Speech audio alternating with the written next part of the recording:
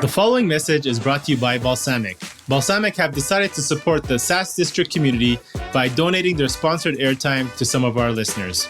This episode is sponsored by Catapult, an all-in-one request for proposal solution that empowers procurement departments to streamline their process through automation.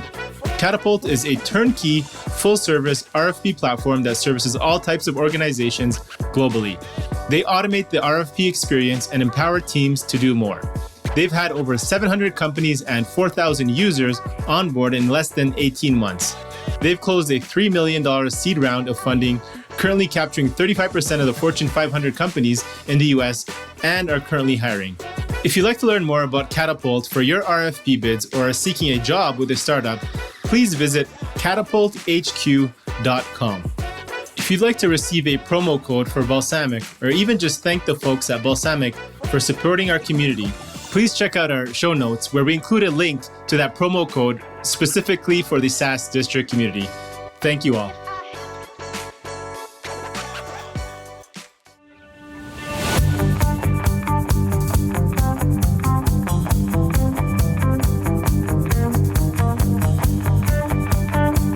Hello, everyone. This is your host, Akil Jabbar, and welcome back to another episode of SaaS District. In today's episode, we'll be talking about how a CEO has fully bootstrapped and is currently managing a 3,000 plus person team marketplace while hitting 50% year-over-year growth. Today, we have our guest, Steve Pockross, joining us. Steve brings more than 20 years of startup, Fortune 500, and nonprofit experience to his role at Verblio. As the CEO, he applies leading gig economy and SaaS principles to provide a high-quality, fast, and flexible content creation platform. Steve was part of the early management team at the marketplace service pioneer LiveOps, where he helped grow the company into the largest virtual contact center in the world. At LiveOps, Steve served as the VP of Business Development and Strategy and also spearheaded the creation of the award-winning LiveOps Foundation. Steve holds an MBA from Kellogg School of Business, and his MA in history from Wesleyan University.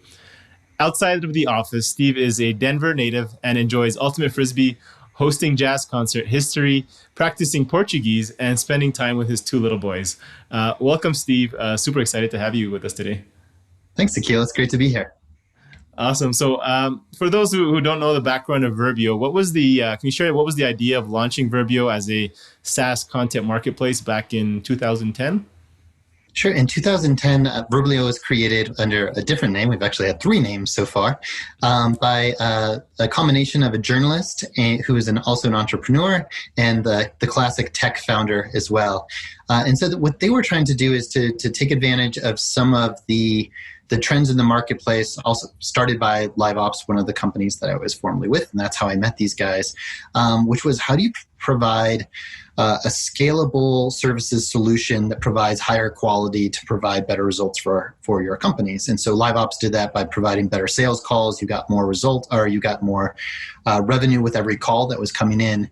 And they were looking for how to do that on the content side. I think one of the things that really makes the company stand out is that having Scott Yates as a journalist who's our co-founder, he was really looking from this not just as the business opportunity, but also from the supply of labor. So his friends were journalists, his background, his colleagues, and they were looking for what's going to be our next line of work in the future of work as so many of these businesses get disintegrated by the internet.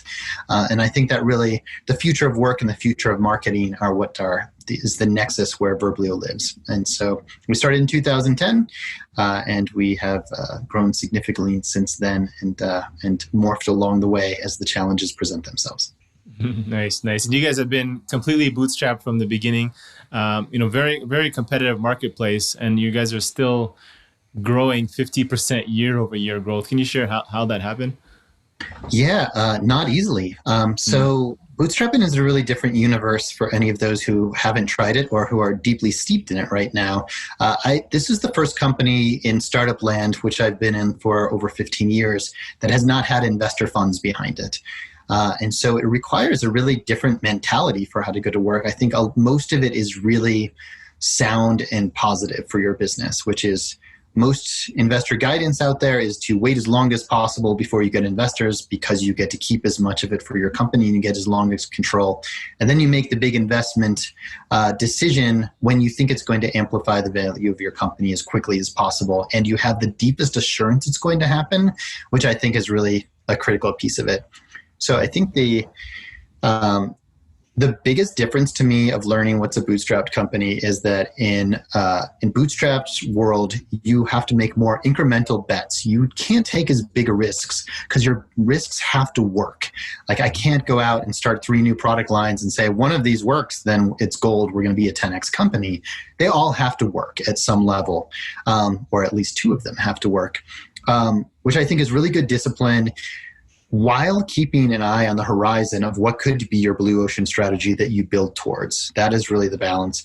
The other crux is that you are making your investments months or maybe years after your company needed to invest them. And so there's a lot more danger of your marketing and sales getting way too in front of your product and your operations before you get there. The danger on the VC and the private equity funded side is you are making your investments maybe too early before you know enough about them, and you have a much higher potential of those being burned. Both of them have their advantages, but especially right now in a pandemic crisis economy, it's a really good time to control all of your own fate. Growing 50% year over year has been a challenge. Last year was our biggest growth year in a while. I came in 2016 as the second CEO of the company and put a lot of the strategies in place about how we were going to transform our brand proposition and value to our clients, and what we were going to do for them. And we'll talk more about that, I know, in a few questions. But a lot of that just started to kick in. I think it's, strategy is a funny thing. You put your strategy on paper and then, you think these are great ideas, but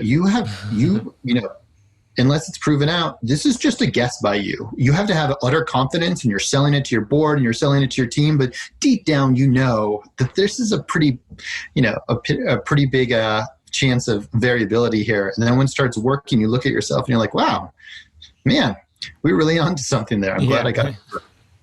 That's right. Have you guys actually considered raising any capital, or like you're growing 50%? Do you think, raising, X amount or X million dollars can help you get to, 200, 300%, or are you just not interested in that model?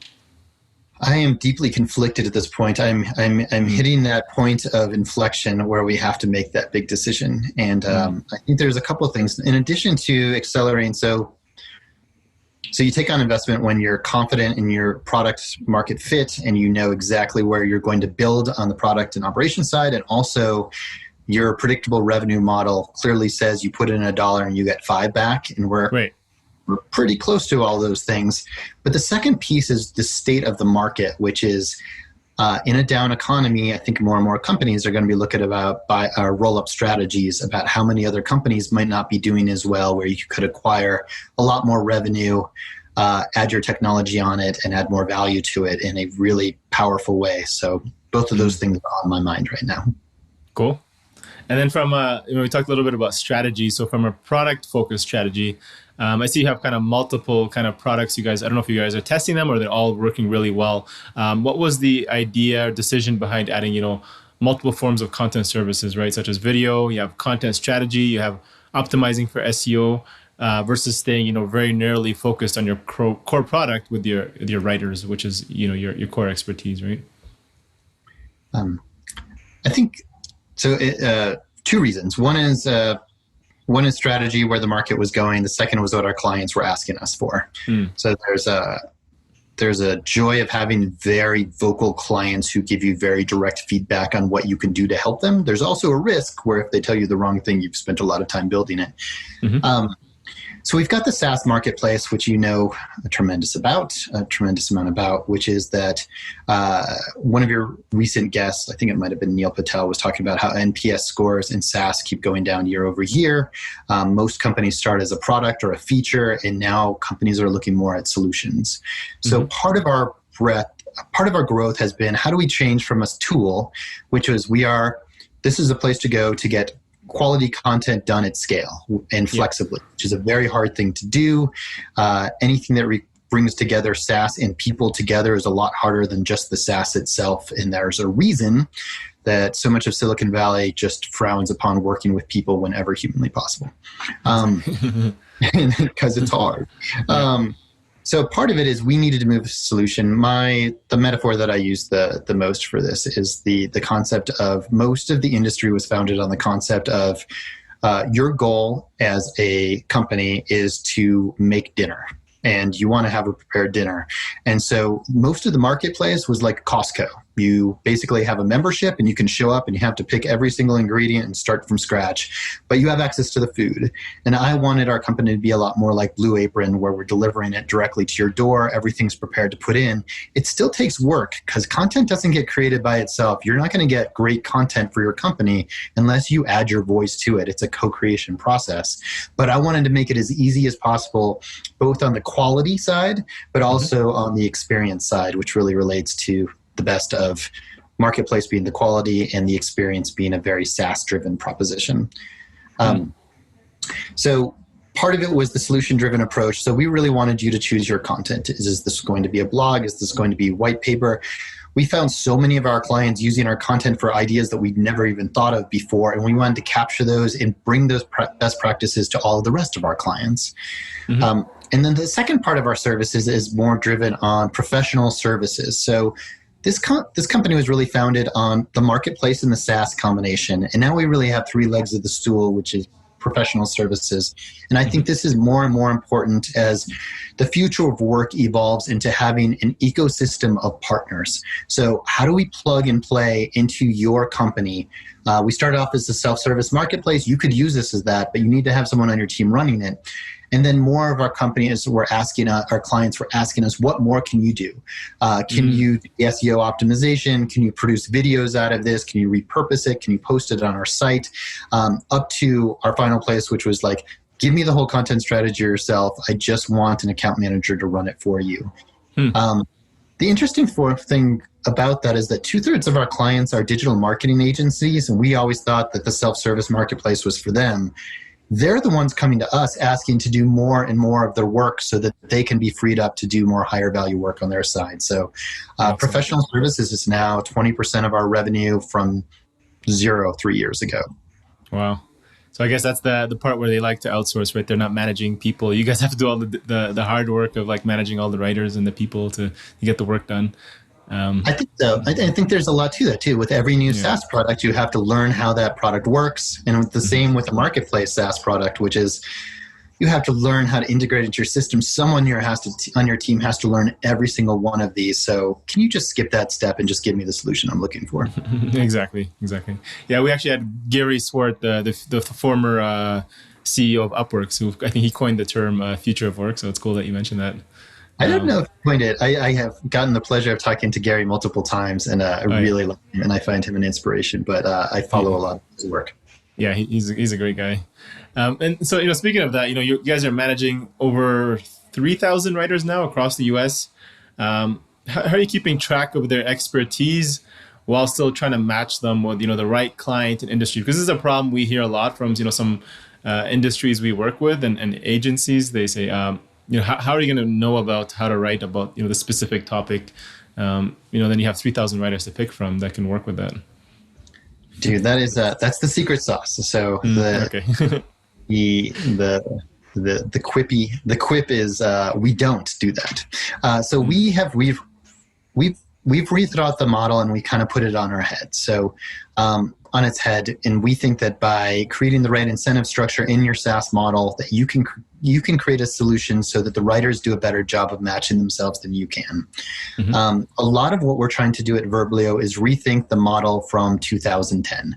So a lot of companies were created at that time that were really used kind of like, here's the job, or who's available for it, and matching kind of direct in a very command and control model. I don't think that's ever going to work as we try to scale. I think that works up to a certain point, and then you make it to a few $1 million, and your quality will stop evolving, and I think that your scale will also stop evolving because of that. The way that we think of it in our model is that we have the writers. So first, we segment all of our writers by industry. So we have them by 39 industries based on what they've been proven to our clients to have written for by industry. And that's really what we consider at a journalist level. So we are founded by a journalist, and we deeply believe if a journalist can write about it, then our writers should be able to write about it for you. Mm-hmm. And if they want to go deeper into subject matter expertise, nobody's going to know their clients and their subject like the client themselves. So we built a platform to download as much of that with as little as friction as possible to our writers so they can write about you. Mm-hmm. And then the second piece is really about how we inverted the model, which is our writers choose you, and they only get compensated if you accept their piece. So they're writing every piece for you as like a on spec as an audition to be your full-time or a writer on your team. And we want every client to have a group of writers that all get you the smallest team possible to control the quality and as broad as possible to improve the reliability and not run into the classic freelancer challenge of now that I finally have something to write, they disappeared on me. Exactly. So when the writer chooses you, they choose based on their area of expertise. They think they can write for you. We have our clients fill out a profile. You tell us what you like. The most important thing that you can give us is an example of the work of a blog, of a white paper that you like and you want us to sound like. And once our writers see that, they can pretty much have a great idea if they're going to be able to write for you or not. Mm.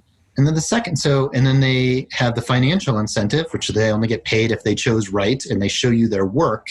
So you're choosing them based on their work and not their profile. So this has benefits on the quality of the work and also on diversity, equity, inclusiveness of there's no biases. You're only seeing the product itself. And then the second piece that I think is even more important than the financial incentive is the passion. Mm-hmm. So many writers at a large company, think of it like you're going to write about HR SaaS every day of your life. You're going to write 50 blogs about this per month. What if you had the opportunity to write about a bunch of stuff that you were just interested in? And I think that passion flows through. So we have this industry expertise where we segment by 39 different verticals. But our 40th vertical is other, and that's 55% of what clients choose. So writing for the long knit, so we write well for segments, and we also write well for the long tail. And our writers love to have that diversity. And we're always surprised by which writers can write for different segments. It's not always the ones who have, 100% finance background. It could be one who's just written 5%. And I'm not a writer. My mother's a writer. My brother is. My wife is. And I have a deep respect for the profession, particularly because of how much worse how badly I am at their profession. Yeah. How quickly they can learn something new and structure ideas around it, I think just inspires me every day. It's great. Yeah, I like the idea of, you have to have that interest and passion behind it. Otherwise, there's only so much you can write before you kind of, lose the steam. I know when I was running a company called $99 Social. So we essentially managed writers, right? They're writing, but for social media content. And for example, we had one agency on board, I think 50 clients, and they were all plumbers. So you can imagine the challenge of trying to write content every single day for 50 different plumbers and coming up with unique stuff. So I feel that pain there. Exactly. So we have so when you think about our marketplace, and that's perfectly laid out. We have a plumbing business within our writing. We have a plumbing writing business within our marketplace. We have a legal writing business within our marketplace where we have 300 legal writers that are all reviewed by lawyers, and we can create that for any customized program. We could have a program that's monitored or that's edited by nurses or by engineers. And all of that is available if you have the right size marketplace and you manage it with the idea of the full potential of what you can do when you bring together marketplace, SaaS, and professional services. Mm. Are they speaking with the writers directly, or do you have an account manager in between typically? So most of the communication between the writers and our clients is streamlined into the platform. So all of the feedback comes back and forth. All of the feedback that our clients give to one writer goes to all of the writers with the idea of you're making our platform of writers smarter and you're not repeating it. So within 3 months, we should have a much better idea of your preferences, and all of our writers should. We also have the account management layer where you can just talk directly to the account managers, and more the thought leadership pieces, which we consider 2,000 words and above, which is kind of like a mini ebook.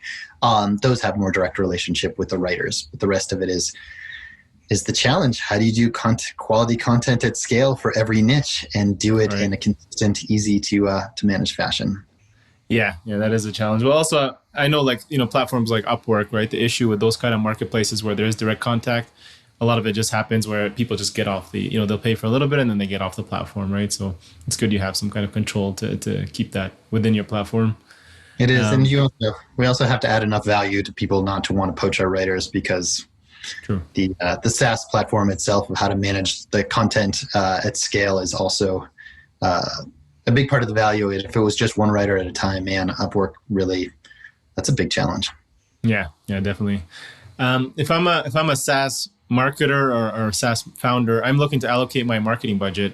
Why and how should I consider investing my marketing budget on written content or my blog to be as effective as possible from an ROI perspective? How do you suggest when you speak to your clients around that?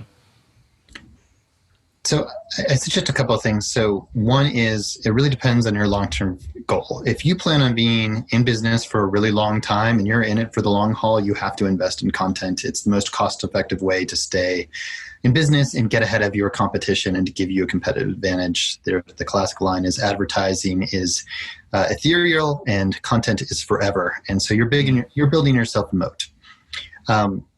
So if you are VC funded and you have 6 months to prove that you have a sales funnel, don't even think about creating content. If you plan on running a company for the long haul, it's just, content is king. Everybody says it for a reason. It works. It's what built our company, Verblio. We do almost no outbound reach whatsoever, and we bring in 1,200 new clients every year from our organic traffic. Cool. So it's great. Then you get to focus on your product and your other things because you're not investing so much in your acquisition costs. If you're looking to make your content as cost effective as possible from day one and you want to do it, I think the thought is, expand your vision of what content is. This is not just an SEO channel. One of my recent guests on my podcast is Andy Crestodina, who's wrote the book on content marketing, and it is a highly sought after speaker. And he talks about zero waste marketing all the time, which is like, think of every piece of content not as a one-off investment where you're trying to score for the SEO keywords or it's worthless. Which is like, how do you keep building up an arsenal and it just keeps getting bigger? It has so many other purposes. You can turn it into your sales collateral. You can put it into your onboarding materials. You can repurpose it as video. Everything that you have. So the concept of zero waste marketing is, hey, we record this podcast. Let's go turn this into 10 blogs. And then every time I record a podcast, I'm going to take those 10 blogs. By the time I get to 50, I can turn that into an ebook, and I can put videos on top of every one of them. And it should work in both directions. And so there's a multi-use aspect of it. And then the other piece of it is, how do you, another way to get your content to work more effectively quickly is to make more collaborative content. This is what Andy was talking about as well, which is, talk to your target clients, get them interviewed, have them be quotes and links to their sites in your material immediately.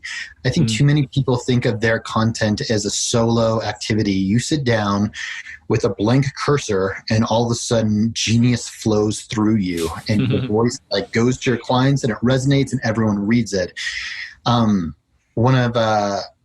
One of the quotes that I'm most attracted to is that copy isn't written, it's assembled, which is that there are so many pieces of it. You do your market research, you do your keyword research, then our journalists come in and they help write the story and pull it all together in a coherent fashion. And I think it's really important to think of that. So you bring in data. If you have unique access to data and you put it in there, or unique sources that you can link to, there's a lot of ways to bring it to life much more quickly. And then I think the other challenge, so if you're looking to get a lot more out of your content a lot more quickly, it's repurpose and collaborate on what you're doing as you're putting it through. Got it. And then in terms of the budget itself, what do you suggest as like a minimum for, how often you should be posting? You suggest once a week as a minimum, and how many words are you looking to get some real results? So are we still okay with doing 500 words, or do you want to do at least 2,000? I love that. So I will honestly say that my work is we have we write for 1,000 different clients every month, and 2/3 of them are top marketing agencies who know what works effectively. So what I can report back to you on the data side is what those best top marketers do much better than what I do myself. Even better. Yeah, I think it's better. Yeah. So one of the most interesting data points in my business over the last 3 years has been the transformation from very short form blogs like 300 to 500 words. For those of you who don't speak word length, think 5 paragraphs, 8 paragraphs, something short and quick, to over 1,000 words, which is like mid-length. And so before 2016, less than 6% of all of Verblio's content was based on word length of over 1,000. At this point, 4 years later, it's over 70% of our content is 1,000 words or more. And so you should take that as a sign as the best marketers out there think that 1,000 words plus is the right place to be writing to really resonate. And then the second part of your question is like, should you be writing 2,000? I think 1,000 should be like your standard. 1,000 to 1,500 should be your standard post. Google's recognizing it more. We're writing much more for a human audience as opposed to scores. And it can also be repurposed because you've said enough that you can use it for other ways. In a 300-word post, where are you going to repurpose that? And then I think you need to think about the concept of pillar content, which so many content marketers have propagated over the years, especially HubSpot is the most vocal of it, which is some of your pieces need to be those ebooks, or like this is like your manifesto as a company. This is what you stand for as a tech startup. But most of it shouldn't be. The vast majority of content, and this is something I really want to express to your audience, because I think so many entrepreneurs, especially in the SaaS startup space, think of my content as it has to be pure thought leadership all the time. It has to be my genius coming through, versus a lot of this is just fundamental marketing. Like your paid marketing has to keep going. Your ad campaigns go every single month, and you need to be filling out your collateral of content. I know multiple guests of yours have referenced the fact that most B2B client or prospects will look at your site 30 times or something of that nature before finally converting. You need to have all of that content. And that content is blogs that are 1,000 words, 1,500 words that answer their questions proactively in a way that's compelling to your audience. And I think that's what Verblio is trying to do, and that's our brand promise. Cool. So data is saying, 1,000 to 1,500 words is what you should be aiming for. And what is the data saying for how often are people putting or publishing articles? Once a week, once a month? So most of our clients, we have we have 3 types of clients. We have our keep the lights on clients, which is once a week. And basically you should at least be having 4, if this is not your core strategy of how you want to build your company, just like get noticed, answer your questions, build it slowly. Okay. Our standard client is doing about 6 to 10 pieces a month. So about double what we're talking about. And then I think the most interesting trend in content that I think is very powerful and that more marketers need to think about is what you could do if you have a partner with like us, the way that we're talking about, kind of like you could create a custom program, which is how do you create a competitive moat for yourself? Could you just infuse your site and the internet with so much high quality content that your competitors can't catch up? Everyone's always going to find you first. So we have one client that's doing 1,200 unique articles with us every single month. We have another that's doing 400 legal pieces of content, all reviewed by JDs.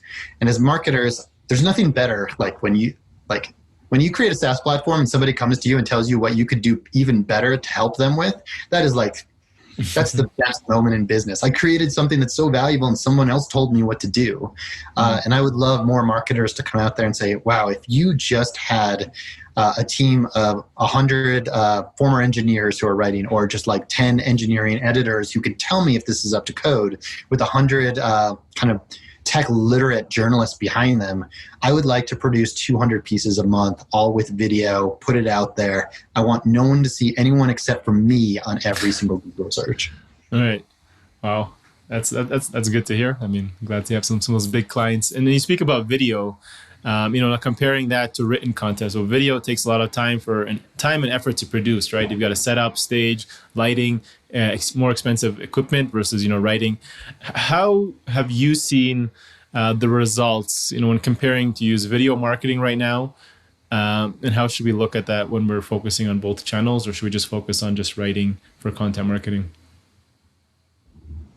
So the short answer is that goes back to my multi-purpose. You should be doing both. You should be turning your video into written, and you should be turning your written to video. And once you've already made one, man, you've just saved yourself a ton of time in your second piece, and you've doubled the amount of content. So Verblio acquired a video company 2 years ago called Automagical, and with the idea of how do you take video into the content marketing space. So the problem is, Brian Halligan, CEO of HubSpot, said in 2016 in a very famous speech that 50% of your content should be video right now. And that was in 2016, and HubSpot didn't even offer a video product at all at that time, I think. Please don't correct me on that. But I'm pretty sure that they weren't very big in video at the time. So it wasn't even self-serving. This is where the market's going. And I think since then, marketers have been trying to figure out, how do you find good enough quality in the same way that you find good enough written quality on your blogs, on your FAQ. People feel much more strongly about video quality. Like the CEO is much more likely to watch the 30-second video than she is look at the pillar piece ebook and be like, oh my God, are we writing another one of these? And so it's much more sensitive. And so what we've been working on, I think we're getting closer to, is figuring out what's the right level of quality. So our starting price for a video on top of a blog, I think, is around $70, with the idea of, if you put it into our platform, which spits out kind of like a draft video by kind of walking through what are the different phases, and I can talk more about that, you still need a human editor to make it work for people, so that we've saved ourselves about half the time and made it more effective. And we think that if you start including a video like that really hits the right level of quality, it's on brand, but it's not overly produced, you can do it affordably and at scale. Then if we do it right, you can also use it for social promotion, which is the other crux of content marketing. You created all this great market. Who the heck is actually going to read or watch it? Exactly. Yeah, that's kind of what we think here, right? For example, this podcast video, we have it on video, and then we're just going to chop it up and use it for other places as well, right? People want to see that. For, like, say, small business owners, I feel maybe they don't have as much of like the knowledge and expertise as such, like a marketing agency. What are some of the most common mistakes you see them making in their content marketing strategy? Not using an agency. So I think every SMB needs to figure out what you do well and where you have the highest amount of value. And if you haven't hired strategically to have that person on your team who has that, agencies exist for a reason. And the word agency is really interesting because it basically means marketing consultant, of somebody who has seen a pattern in a marketing channel or trend that they have a lot more cycles on than you do, that you can rent for a cost-effective price.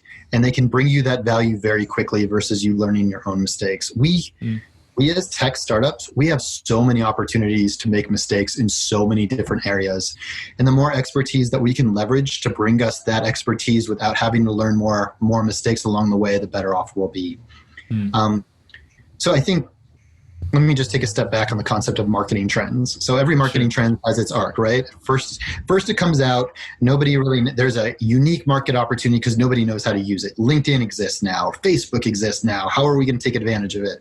Then everybody in large companies says there's no reason to use this because you can't measure it with ROI.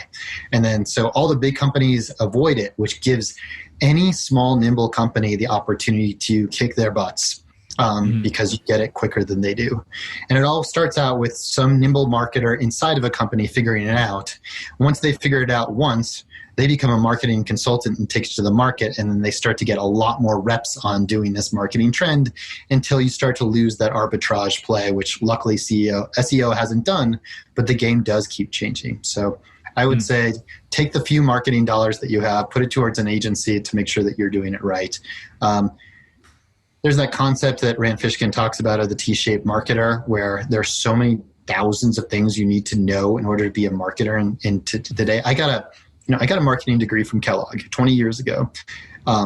Almost none of that is applicable to any existing channel right now. Not to mention the self-promotion involved. Like, nobody taught you had to like self-promote all the time to help your company. That would be like, verboten back then. Yeah. So as a smaller company, you get a choice of being really good at one or two things, and then just having somebody balance out how to fill in all the buckets. And you should have agencies and outside people help you with those, because we only get so many choices of people to hire. Right. You focus on, doing the work of what you're good at. Let the marketers, who are in the day-to-day know what the trends are happening, what's going to actually work. Speaking of trends, kind of the future trends, we've talked in previous SaaS District episodes with many other expert marketers and content creators, such as the Chapman brothers from Social Chaps, Oren from Curve. You just mentioned, Rand Fishkin of SparkToro and Neil Patel. And they all provide like a slightly different outlook in the current environment and when it comes to content marketing. What they've seen in marketing in this COVID era, some budgets have been cut back from clients and others have been increased, with a lot being more aggressive in their content marketing strategies. What kind of opportunities do you think that situation brings for SaaS startups, and why do you describe this, I think you mentioned, as the new golden era for content? I do, and I describe it that way for a reason. First of all, that's quite the all-star list of content gurus in the universe, and I'm happy to even be on a similar list with them. I will not pretend to know nearly as much as they do. Once again, I profess to telling you what my content marketers are doing in our bubble. So watching them in action, which I think is a really nice view. Mm-hmm. So a couple things are happening. The reason I call this is the post that you're referring to, I think I wrote, is content was king and then it got promoted. Mm-hmm. And so when COVID happened, I'm trying to figure out, now we're 6 months into this crisis. So much of this stuff was new talking points 3 months ago. And now these might even be cliche at this point. So two things happened. One is everybody paused for a month. 20% of our business just went on pause and was just I'm going to figure everything out. When it came back, it was a really different mix. And so the mix that came back is, this won't surprise you too much, the biggest hit was just SMBs. We lost about 20% of our SMBs, and they were immediately replaced by larger mid-sized clients. Mm-hmm. And so the trends that we see is, if you can't afford it, if content is a nice to have because you're worried about the existence of your business, content is not going to be a great play for you. But if you're in it for the long haul, everyone's doubling down on content. So the rise of large clients was really shocking. And all of that, our portfolio mix shifted so drastically in such a short period of time. I've never seen a mix like that change so quickly in my business career. So within 2 months, we went from 30% SMBs, 70% mid-sized businesses and agencies to 80%, 85%, in just the flash of an eye. And so one thing is, I think that the companies that know they're in it for the long haul know that you can build up this content now. It's a great investment for the long term. And the reason for that is that your audience is going to come back to you when they're ready, right? And so outbound sales is really challenging in the fact that you are trying to get them when it's right for you. Mm-hmm. Content marketing is great. On the feel good about yourself marketing side, which is you're writing stuff that you want people to find value in when they're ready for it. And that kind of goes to my second side of the story. So one is the shift towards larger clients, and the other shift was so many channels went away. We're on podcasts. We're not at a conference right now. Outbound sales is pretty dead. New TV is pretty. No new television was going on for 4 months.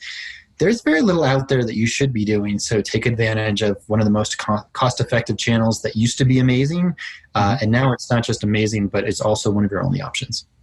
Makes sense. And specifically for SaaS founders, is there any specific channels or strategies that you recommend to them to start really focusing on and applying, that's going to be around for at least the short, long term? So I think it goes back to this multi-purpose. So what I found is I created more content in the first 3 months of this crisis than I had in the previous 3 years. Mm-hmm. I run a content creation company. And so every year, creating my own content is top 5 of my priorities for the year. And every given day, it's somewhere around 20 to 30 for what I should be doing that day. So how do you actually create the time to do it? And what I found in this period was 2 things. One is I express my ideas much better verbally than I do on paper.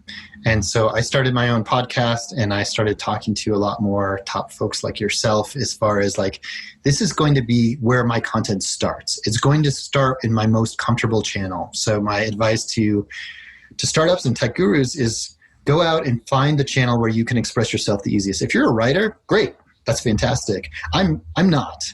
And so what I like to do is I record my podcast, and then I have my Verblio writer who listens to it and structures it and then gives me a draft. And that draft is somewhere between 50% to 70% of the way where I want it to be. Part of it has my voice. She knows what I'm looking for. But at the same time, like, it's never going to be me. I want it to sound like me, and getting a 70% draft has a huge amount of value to me. Like, I will get it done. Sitting in front of a blank cursor is my personal nightmare. So think about what's your easiest way to get your thoughts expressed, and then just start, and then turn those into multi-purpose content. If you do video well, turn that into a podcast afterwards and written, and it can always go in the reverse. Yeah, I think actually that's probably brilliant advice to anybody looking to get is, don't start with, don't chase the shiny objects of what people are telling you to do. Do what you actually enjoy. I'm probably very similar to you. I much prefer to, have this conversation. I'm actually enjoying this versus having to, force myself, like pulling teeth when you're like trying to write it and like force it and, then structure it and then, revise it. I'm like, let me just get this out there, and then somebody else can, clean it up a little bit. And I feel like I get more value from myself, and I think hopefully other people as well. Yeah. Cool. So thank you so much, Steve, for being here. Just last question: how can our audience get in touch with you, learn more about maybe leveraging Verblio and maybe in their content marketing strategy? Oh, good. Thank you. So we can be found at www.verblio.com. Verblio is spelled verb, verblio.com. For information about us. You can also follow me on LinkedIn or our podcast. So my podcast is The Verblio Show. On all major platforms, or you can follow me on LinkedIn and get the updates as they come out once a week. And I would appreciate if you did that. Thank you. We'll definitely do that. Awesome. Thank you so much, Steve. Really appreciate it and enjoyed our conversation. Thanks for having me. Cheers. Thank you all for watching this episode and joining SaaS District today.